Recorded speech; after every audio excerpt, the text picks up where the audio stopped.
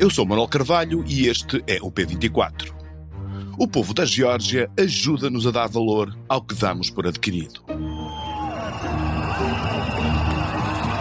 We think the place of Georgia is in Europe, and so many people are demonstrating this, and we think our government don't want to hear our voices, and maybe European people and European governments should. Os jornalistas do Público João Ruela Ribeiro e Joana Gonçalves andaram nos últimos dias pela capital da Geórgia, Tbilisi, e trouxeram-nos lições sobre as lutas do seu povo por bens preciosos que nós damos por adquiridos. Nas ruas, durante os protestos que se arrastam há semanas contra a decisão do governo de suspender as negociações para a adesão à União Europeia, ou em casa da família de Ioan e Katerina, sabemos que há no mundo quem lute pela democracia como quem luta por um bem vital. Quem arrisque penas de prisão, espancamentos ou morte em nome da liberdade. Os georgianos sabem pela memória e pelas lições da Ucrânia que democracia e liberdade são valores que os aproximam à Europa e os separam da Rússia. Ou, por outras palavras, que os aproximam de nós. Mesmo que alguns de nós, seja pela abundância, pela rotina ou pelo esquecimento, duvidem da Europa e simpatizem com a Rússia. O que os enviados do Público nos trouxeram nas suas reportagens é afinal a prova de que há milhões de pessoas que arriscam as vidas para terem o que os europeus têm. É por isso impossível não simpatizar com esse povo com uma longa história e identidade que passou os últimos séculos subjugado pelo poder da Pérsia, da Turquia e de há 200 anos esta parte, até 1990, da Rússia. A Rússia que os fez pagar em 2008 o duro preço de quererem a democracia e a liberdade, invadindo-os e, como agora no Donbass ucraniano, ocupando a Abkházia e a Ossétia do Sul. Mas eles não desistem. Nas ruas de Tbilisi, a bandeira da Europa é a bandeira da soberania popular, dos direitos civis e da liberdade que as eleições suspeitas de outubro e as manobras do Kremlin se esforçaram por matar. João Ruela Ribeiro viveu isso nos últimos dias e conta-nos o que viu, sentiu e contou em várias reportagens que fez com a Joana Gonçalves. O João é jornalista da equipa do Mundo do Público. Este é o P24, o seu dia começa aqui. João, obrigado por vires ao P24. O que mais te impressionou nas manifestações a que assististe na Avenida Rustaveli, no centro de Tbilisi? Obrigado, Manel, por teres aqui. Em relação às manifestações, este fim de semana em que eu e a Joana estivemos lá foi atípico, mas isso tem algum interesse, porque isto é uma coisa que já dura, como sabes, quase há 20 dias seguidos, apesar de já ter havido outras ondas de protesto ao longo dos últimos meses, mas esta onda que estamos aqui a falar dura há quase 20 dias. E houve um período de muita violência. Houve um período antes deste fim de semana, aliás, os relatos que nós tivemos foram tanto jornalistas como de ativistas, e eu nesse sentido, não é? De que os dias anteriores tinham sido muito violentos, muitas cargas policiais, e não só cargas policiais, também prisões domiciliárias, por exemplo. Prisões e a participação de pessoas não identificadas, são os Titushki, que são gangues, basicamente, gangues que, em coordenação com a polícia, agentes provocadores, que vão para as manifestações criar situações de confronto. O que nós vimos não foi isso, foi um cenário muito mais calmo e muito mais tranquilo. A teoria deles é de que há uma tentativa do próprio regime, não é? Do próprio governo, de tentar não aumentar muito a intensidade, não chamar muito a atenção para isto e tentar agora vencê-los pelo cansaço, não vencê-los pela brutalidade, mas pelo cansaço. E daí de ter dito que foram uns dias um bocado atípicos, porque no sábado, que era um dia importante porque ia ser eleito o novo presidente, não é? Era uma coisa pro forma, não é? No Parlamento, a Câmara Municipal de Tbilisi, liderada por um futebolista, o Kaka Kaladze, que jogou no futebol italiano, é uma espécie de ídolo do futebol georgiano. Esse presidente da Câmara decidiu escolher o sábado para o dia em que iam acender as luzes de Natal. numa árvore em frente ao Parlamento, precisamente em frente ao Parlamento. Que, obviamente que para os manifestantes isso era visto como uma provocação, não é? Como toda a gente dizia que não há clima nenhum para festividades, para além de que isso tira a atenção toda do que se passa ali, não é? Tira a atenção do protesto. E, portanto, ou seja, a interpretação que toda a gente fazia é essa mesma, é que o Governo e a Câmara Municipal, eles são aliados, não é? Estão a tentar mostrar que não se passa nada, que vejam que o país está tão normal e está tudo tão sob controle que até temos as nossas festividades de Natal e ligamos aqui a luz. A verdade é que no sábado eles não conseguiram acender a luz, ou seja, houve sempre pacífico, mas houve uma quantidade enorme de pessoas, estava cheíssima a avenida, com apupos, com buzinas, com tudo e mais alguma coisa, contra, ou seja, nem sequer apareceram lá, nem sequer apareceu lá o Presidente da Câmara, nem apareceu apenas a Presidente, que é aliada dos manifestantes. Dos manifestantes, seja, sim. Houve aí esse confronto, mini confronto mais psicológico, digamos. Uhum. Ainda podemos, por aquilo que tu viste e sentiste, ainda podemos falar na Geórgia como um país onde há liberdade de expressão e de manifestação? Pois a situação é bastante complexa. Eu acho que a Geórgia está naquele ponto em que uma sociedade não tolera o governo que tem, não é? Ou seja, em que há um desfazamento muito grande a vários níveis, entre uma parte muito considerável da sociedade, não podemos dizer toda, não é? Porque nunca podemos, isto não é possível dizê-lo, mas uma parte muito considerável, uma parte muito importante também, porque estamos a falar da juventude educada, não é? E não só juventude, classe média, classe alta. Eu ia-te fazer exatamente essa pergunta. Por aquilo que tu viste, é uma elite ocidentalizada ou é o povo no seu sentido mais lato que está nas ruas a lutar pela adesão à Europa? O que me tinham dito, eu isso não tive possibilidade de comprovar porque estive na capital apenas, ou seja, vi e as capitais, como sabemos, são sempre diferentes do resto do país. E num país pós-soviético isso ainda é mais evidente.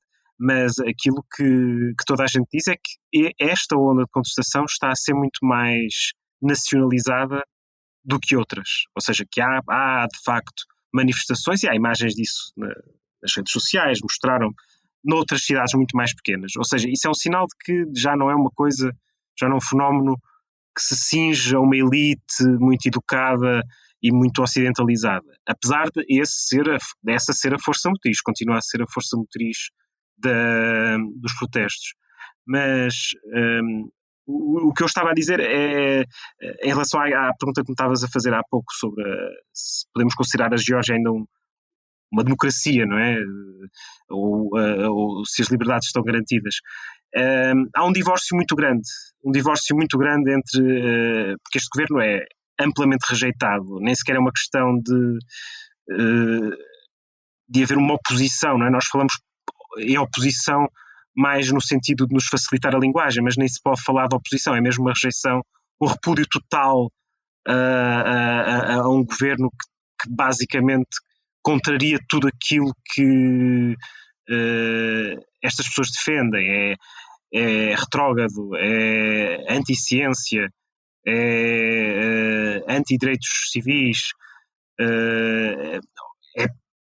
digamos, está a empurrar o país para a esfera russa, é violento, não é? Ou seja, e são pessoas que estavam há mais de uma década, talvez 2 décadas, a alimentar a esperança e com razões para isso, de integrar o mundo ocidental, digamos. A Geórgia, até há 2 anos, talvez fosse o país digamos, do grupo do alargamento, não é? Tirando os Balcãs, mas talvez fosse o país mais bem colocado para, muito mais que a Ucrânia, por exemplo, muito mais que a Ucrânia, em termos daqueles capítulos para a adesão. Era um país que estava mais próximo. Exato, era o país que estava mais próximo. Sim, liberdade económica e cívica. Os estudos de opinião dizem isso, 80 e tal % há mais de 10 anos que 80 e tal por cento da população é a favor da entrada na União Europeia. Isso é um consenso que poucas vezes se encontra, mesmo entre os países que já estão na União Europeia, não é? Como se bem sabe. Num almoço que tu tiveste em casa de uma família georgiana, na casa de Ioanni, ele diz no final, que tu citas no teu texto, diz isto: o meu principal receio é de que possamos perder a liberdade. É a coisa mais importante nas nossas vidas. Essa noção de importância está associada às memórias da União Soviética? Será, por isso, uma espécie de sequela da história? Eu acho que é inevitável, não é? Porque é sempre quer dizer, não foi há muito tempo, não é? Falamos com pessoas na casa dos 40 anos e lembram-se perfeitamente, para não falar de pessoas ainda mais velhas. É inevitável que haja um eco desse tempo. E agora, claro que isso é substituído pelo que é a Rússia hoje, não é? Que já não é a União Soviética, mas é um polo é uma imagem de regressão, não é? A ideia que me falam sempre, que me estão sempre a querer fazer passar e para tentarmos perceber isto é andar para trás. Isto é, nós já sabemos o que é o modo russo, digamos, o modo não ocidental de fazer as coisas, de ter universidades, de ter saúde, de ter direitos, de pensar o outro, não é? De pensar a nossa liberdade, a nossa individualidade até. Nós já sabemos o que é isso. Nós queremos saber o que é a alternativa a isso, não é? E é óbvio. E para além de que a Geórgia tem uma questão ainda... O divórcio da União Soviética foi ainda mais dramático, porque houve uma guerra civil, não é? Depois voltou a haver uma guerra em 2008 com a Rússia, ou seja, há um peso muito grande de tudo isso, há um peso muito grande dessa memória. O que é que tu achas que vai acontecer a seguir? Há um novo presidente nomeado e parece que as manifestações estão a perder a força. Esta oposição, ou aliás mais que oposição, como tu disseste, será para continuar? Eles dizem que sim, não é? Ou seja, há uma vontade muito grande e há aqui uma coisa interessante também, que é, não há propriamente um líder da oposição, por exemplo, não há uma figura à volta de qual se pode congregar, não é? Uma espécie de rosto. Um polo. Exato, não há. E eles não veem mal nisso, atenção, porque aquilo que eles estão numa fase em que, neste momento, a sociedade civil, que é forte na Geórgia, ao contrário daquilo que se possa pensar, é forte, exatamente por tudo aquilo que eu disse há pouco, não é? Esta vontade de caminhar para o Ocidente. A sociedade civil é forte e neste momento eles estão numa espécie de processo, não quero dizer revolucionário, porque talvez seja um exagero. Daqui a uns tempos vemos que não houve nada de revolucionário, mas há um processo de criar desordem no país. E uma desordem que tem várias... Não é violenta necessariamente, é uma desordem que vai desde as manifestações, não é? São diárias e são ao longo de várias horas, por exemplo, ao fim de semana, a avenida fica intransitável, praticamente, o dia todo. Não só na manifestação, mas há durante o dia várias coisas, organizadas espontaneamente quase. Mas também por outras vias, por exemplo, há greves, que é uma coisa... O movimento sindical é muito incipiente na Geórgia, não há propriamente centrais sindicais, nem propriamente organização profissional como nós a conhecemos. Mas, com esta onda de contestação, tem permitido, por exemplo, a criação pelo menos de um sentido de classe profissional e como essa classe profissional se pode mobilizar politicamente. Por exemplo, enquanto lá estive, houve manifestações dos produtores de vinho, que é um setor muito importante na Geórgia. Eles organizaram uma manifestação setorial. Os programadores da IT, que também são muito importantes, organizaram. Os funcionários públicos, que é uma coisa extremamente sensível, porque está completamente dependente do Estado, não é? E são pessoas São as tais pessoas que são mais vulneráveis à chantagem que um partido no poder exerce, não é? Num país como este. E mesmo essas pessoas têm, de forma tímida talvez, mas têm tentado mostrar, parar de trabalhar, por exemplo, fazer pequenas greves, há quem fale em deixar de pagar impostos, por exemplo, há quem fale em... As universidades não estão a trabalhar, há mais de 2 semanas não há aulas para ninguém, tanto professores como alunos estão de acordo quanto a isso. Ou seja, eu acho que neste momento eles estão a criar as condições para forçar qualquer coisa. Não se sabe o que Para é. uma resistência, pelo menos, não é? Sim, para uma resistência, sim. Agora, não sei o que é que... lá está. Isto há aqui... E depois aqui entram outros fatores. A Rússia é um fator extremamente importante. A Rússia é o grande esteio do sonho georgiano, não é? É de lá que vem o dinheiro, é de lá que vem o apoio político, é de lá que vêm as instruções para que as coisas se passem desta forma. Uhum. Muito bem, João Ruela Ribeiro, muitíssimo obrigado por teres vindo ao P24. Bom regresso e bom descanso. Obrigado, Manel, bom trabalho. May I kindly ask you to introduce yourself? Yes, I'm Tricia Tuttle. I'm the new director of the Berlinale. I've been in the post since April of this year, and I'm living between London and Berlin right now. Welcome to Berlin. Thank you. Tricia Tuttle, a diretora do indispensável Berlinale, o Festival de Cinema de Berlim, que este ano comemora 75 anos, tem um problema. Não o do cinema, bem dizer, mas o da política que, como é normal, se associa às artes. Depois da polémica na entrega de prémios deste ano, a americana Tricia Tuttle tem de convencer os cineastas a aparecer. Mas muitos cineastas só aparecem se puderem associar a sua condição artística à sua liberdade de expressão enquanto cidadãos. Ou seja, se puderem, como aconteceu este ano, criticar Israel e lamentar o destino dos palestinianos sem serem censurados nem acusados de antissemitas. A vida não está fácil para a liberdade. O P24 regressa amanhã. Tenham um bom dia. O P24 é um podcast do Público com música original de Ana Marques Maia. A sonoplastia deste episódio é de Nuno Coelho. O Público fica no ouvido.